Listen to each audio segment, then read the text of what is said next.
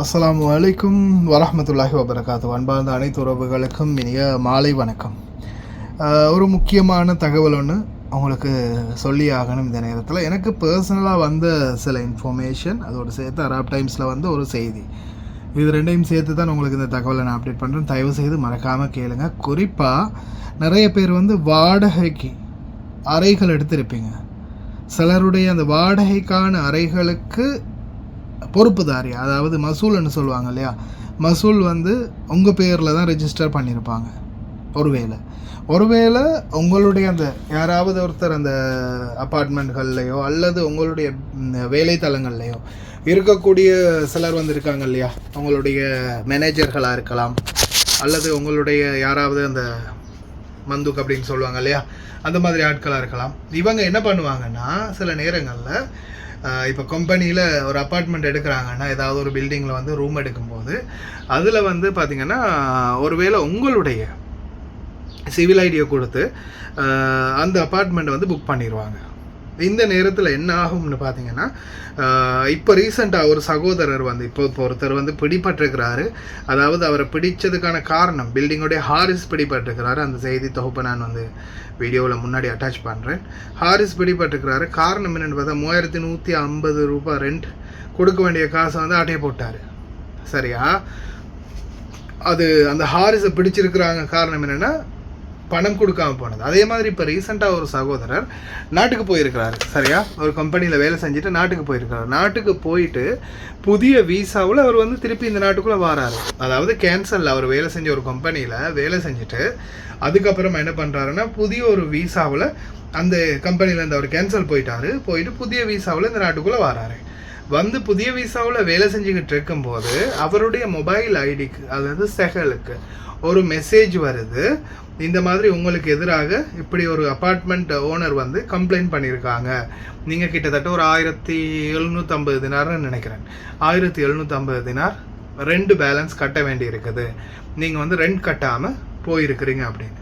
அப்போ அதே மாதிரி அந்த கேஸ் வந்த பிறகு நான் அது சம்மந்தமாக விசாரித்து கேட்ட பிறகு இந்த கோர்ட்டில் இந்த கேஸ் வந்திருக்கு அப்படின்னு சொன்னாங்க. அது சம்மந்தமாக நான் சில அட்வைஸுகள் அவங்களுக்கு கொடுத்தேன். அதுபடி அவங்களும் ஃபாலோ பண்ணி தேடி பார்த்துருக்காங்க. பார்த்த பிறகு அவர் நேரத்தோட முன்னாடி வேலை செஞ்சார் இல்லையா கம்பெனி, அதில் அவங்களுக்கு ஒரு அப்பார்ட்மெண்ட் வந்து வாடகைக்கு எடுத்து கொடுத்துருக்காங்க. ஒரு சில தொழிலாளர்கள் அங்கே வேலை பார்த்துருக்காங்க. அந்த தொழிலாளர்கள் இருந்த அந்த அப்பார்ட்மெண்ட்டுக்குரிய மசூல், இப்போ ஒருத்தர் பேரை கொடுத்து ஒருத்தர் ஐடியா கொடுத்து தானே அந்த அப்பார்ட்மெண்ட் எடுப்பாங்க. அந்த அப்பார்ட்மெண்ட்டை எடுத்திருக்கிறது இவருடைய பேரை கொடுத்து தான், இவருடைய பேரில் இவர் சைனில் வச்சு இவங்கள்ட்ட சைன் வாங்கியிருக்கிறாங்க. கம்பெனியால் தானே. இப்போ நம்ம நிறைய தொழிலாளர்கள் பண்ணுற தவறு அதுதானே. கம்பெனிகள்லையோ அல்லது வேலைத்தலங்கள்லையோ, இதில் ஒரு சைனை போடு, சம்பளம் வாங்கிட்டியா, இதில் ஒரு சைனை போடு, சம்பளத்தை வாங்கிட்டு சைனை போடுறோன்னா சம்பளம் வாங்கினதுக்கான சைன் தான் நாம் நினைப்போம்.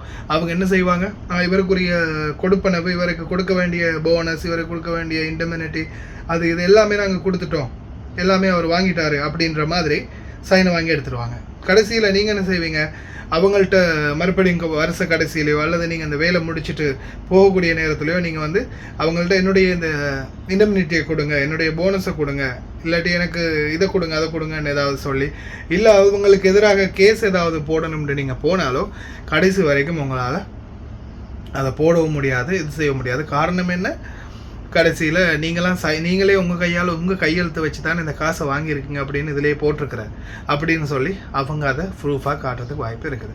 அது மாதிரி தான் இப்போயும் பார்த்தீங்கன்னா இந்த ரெண்ட் இருக்கு இல்லையா, ரெண்ட் வாடகைக்கு எடுக்கக்கூடிய அப்பார்ட்மெண்ட்களை இப்படி தொழிலாளர்கள் யாருடையாவது ஒரு பேரில் எடுத்துடுறாங்க. எடுத்துட்டு என்ன செய்கிறாங்கன்னா, ஒருவேளை கடைசி கட்ட வேண்டிய ரெண்ட்டை வந்து அந்த மந்து காட்டையை போடலாம். சில கம்பெனிகள் மூடி நாட்டுக்கு போக வேண்டிய சூழல் வரும் இல்லையா. சில நேரங்களில் பார்த்தீங்கன்னா கம்பெனிகள் வந்து லொஸ்ட் ஆகி, இல்லை இந்த வியாபாரம் நடத்த முடியாத சூழலில் சில முதலாளிகள் என்ன செய்வாங்கன்னா, லொஸ்ட் ஆகிட்டு அதை அப்படியே மூடுறதுக்கான பிளான் பண்ணிடுவாங்க. அப்படி மூட போகும்போது என்ன ஆகும்னா, இப்போ தொழிலாளர்களுக்கு ஒன்று ரிலீஸ் கொடுப்பாங்க, இல்லை சில ஆக்களை கேன்சல் பண்ணி அனுப்புவாங்க. இந்த மாதிரி சிச்சுவேஷன் இருக்கு இல்லையா. இந்த மாதிரியான நேரங்களில் சில முதலாளிகளே இந்த மாதிரி தந்திரமான வேலை பார்ப்பாங்க. சில நேரங்களில் இந்த மந்துக்குமார் மேனேஜர்மார் இருக்காங்க இல்லையா, அதுலேயும் குறிப்பாக மசரிகள் சில மேனேஜர்மார் என்ன செய்வாங்கன்னா, கடைசி மாத சம்பளத்தை வந்து கொடுக்க மாட்டாங்க. இப்படி கம்பெனி வந்து லாஸ்ட் டைம் மூடுற டைம் வரும்போது, இல்லை இந்த மாதம் சம்பளம் இல்லை உங்களுக்கு, இந்த மாதம் வியாபாரம் இல்லை, வேலை இல்லை, அதால் சம்பளம் இல்லைன்னு முதலாளி கொடுத்துருப்பாரு, ஆனால் அவங்க கொடுக்க மாட்டாங்க, அதை ஆட்டையை போட்டுருவாங்க. அதே மாதிரி இப்போ சாதாரண உதாரணத்துக்கு வேற ஒருத்தர் பேரில் அந்த அப்பார்ட்மெண்ட் இருக்குது, வேறு தொழிலாளிய பேரை வச்சு தான் இவங்க அப்பார்ட்மெண்ட்டை எடுத்திருக்காங்க. அப்படின்ற சூழலில் கடைசியில் இப்போ முதலாளி கணக்கெல்லாம் பார்த்துட்டு வேறு என்ன கொடுக்குறக்கா பஸ், இந்த அப்பார்ட்மெண்ட்டுக்கு ஒரு 2000 தினார் கொடுக்குறக்கு, அதை இவங்க வாங்கிடுவாங்க. ஆனால் அந்த தொழிலாளர் ஒரு வேளை நாட்டுக்கு போகிறாருன்னு வைங்களேன், அவர் கேன்சல் அடிச்சுட்டு நாட்டுக்கு போகிறாரு, அந்த தொழிலாளர் நாட்டுக்கு போகிறாரு, கேன்சல் அடிச்சுட்டு போகிறதால யாருடைய பேர் இருக்குது, கேஸ் போட்டால் யார் பேரில் கேஸ் போடணும், யார் பேரில் ரெஜிஸ்டர் பண்ணியிருக்கோ அவங்க பேரில் தான், அந்த தொழிலாளியும் கேன்சல் பண்ணி நாட்டுக்கு போகிறாரு. அப்போது இந்த மந்துக்கு வந்து இந்த 2000 தினாரை கொடுக்க வேண்டிய அவசியம் இல்லை அப்படின்னு பாக்கெட்டில் போட்டுக்குவாங்க. அந்த நேரத்தில் என்ன ஆகும், கடைசியில் மேனேஜ்மெண்ட் வந்து கேஸை ஃபைல் பண்ணுவாங்க. அந்த அப்பார்ட்மெண்ட்டுக்குரிய ஓனரோ அல்லது அதுக்குரிய மேனேஜ்மெண்ட்டோ இருப்பாங்க தானே, அவங்க கேஸ் ஃபைல் பண்ணும்போது அது நம்ம மேலே தான் கேஸ் ஃபைல் ஆகும். நம்ம நாட்டுக்கு போயிருந்தாலும், நாட்டுக்கு போய் நம்ம வராமல் விட்டால் ஓகே, திருப்பி இந்த நாட்டுக்குள்ளே வரும்போது என்ன ஆகும்னா அந்த கேஸ் நம்ம மேலே திருப்பி ரீஓப்பன் ஆகும். இன்னும் வந்திருக்காங்க, இந்த கேஸுக்குரிய ஓனர் திருப்பியும் குவைத்துக்குள்ளே வந்திருக்காரு அப்படின்ற அந்த மெசேஜ் வந்ததோட, அங்கே சிஸ்டமில் விழுந்ததோட அந்த கேஸ் வந்து ரீஓப்பன் ஆகும். அதுக்கப்புறமா நம்மளுக்கு இந்த மாதிரி நோட்டிஃபிகேஷன் வரும். அதே மாதிரி இன்னொன்று என்னென்னா, இந்த ஹாரிஸ் மாதிரி கடைசி ரெண்ட், இது கடைசியாக இந்த ஃபைனலாக இதோட முடிச்சுக்கலாம்.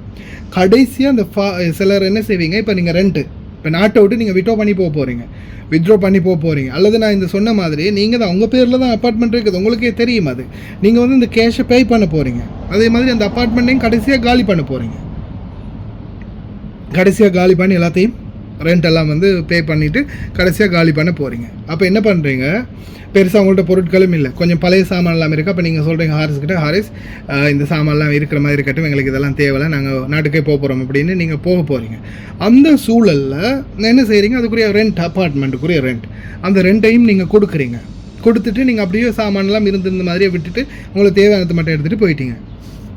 அப்போது இந்த ஹாரிஸ் வந்து சில நேரங்களில், இப்போ நீங்களே நாட்டுக்கு போயிட்டீங்க தானே, அப்போ ஒருவேளை உங்களுடைய ஃபோன் நம்பரும் அதுக்கு பிறகு வேலை செய்யலை அப்படின்ற ஒரு சிச்சுவேஷன் வரும்போது இந்த ஹாரிஸ்மார் என்ன செய்வாங்கன்னா, அந்த பணத்தை ஆட்டையை போட்டுட்டு இந்த பில்டிங்கில் இருந்தவங்க சொல்லாமல் கொள்ளாமல் போயிட்டாங்க, பணமும் கொடுக்கல, இவ்வளோ ரெண்டு கொடுக்க இருக்குது, ஆனால் விட்டுட்டு ஓடிட்டாங்க அப்படின்ற மாதிரி பொய்ய சொல்லிடுவாங்க. சில முதலாளிகள் அப்படியா என்ன செய்கிறது ஹராமி அப்படின்னு சொல்லி சிலர் விட்டுருவாங்க, சிலர் வந்து கேஸ் போடுவாங்க. அப்படி கேஸ் போட்டால் அந்த கேஸ் வந்து நம்ம இல்லாததால், இந்த நாட்டில் இல்லாததால் நம்ம மேலே பெண்டிங்கில் நிற்கும். மறுபடியும் ஏதோ ஒரு காரணத்துக்காக நம்ம குவைத்துக்குள்ளே வந்தோம்னா அதே கேஸ் வந்து நம்ம மேலே திருப்பி ரெஜிஸ்டர் ஆகும். அந்த மாதிரி தான் இப்போ நடந்திருக்கு அந்த சகோதரருக்கும். கடைசியில் பார்த்தா அவங்க கம்பெனியும் இல்லை, அந்த மசரையும் இல்லை, யாருமே இல்லை. இப்போ இந்த 1750 தினார் இவர் கட்ட வேண்டிய சூழலுக்கு வந்திருக்கு. இவருடைய பேரில் இருந்ததால் அதை வந்து லோயரை வச்சு வாதாடி இருக்கிறாங்க. என்ன மாதிரி அதுக்கப்புறமா மெசேஜ் எதுவும் அவங்க போடலை, நான் இந்த மாதிரி பண்ணுங்க அப்படின்னு தான் சொன்னேன், லோயரை வச்சு பேசி பாருங்கள் அப்படின்னு.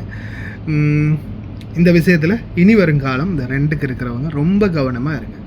எந்த நேரத்தில் வேணாலும் உங்கள் தலையில் இந்த மாதிரியான ஒரு இடி வந்து விழலாம். இந்த மாதிரி ஒரு பிரச்சனைக்கு நீங்களும் முகம் கொடுக்கலாம் அப்படின்றதால தயவு செய்து ரொம்ப கவனமாக இருங்க. இன்னொரு நல்ல வீடியோவில் சந்திக்கலாம்.